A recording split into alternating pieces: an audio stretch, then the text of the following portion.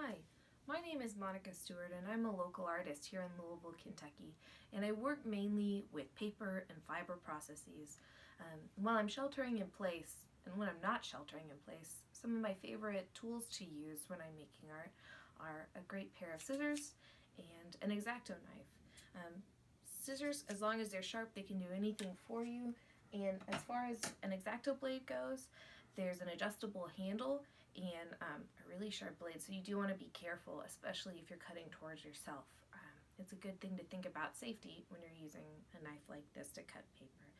But they come in all sorts of different sizes and colors. You can experiment and see what works for you. You can make anything with an X-Acto blade. I'm pretty convinced. You can make collages and photo montages. You can cut up old drawings. You can cut up old paintings.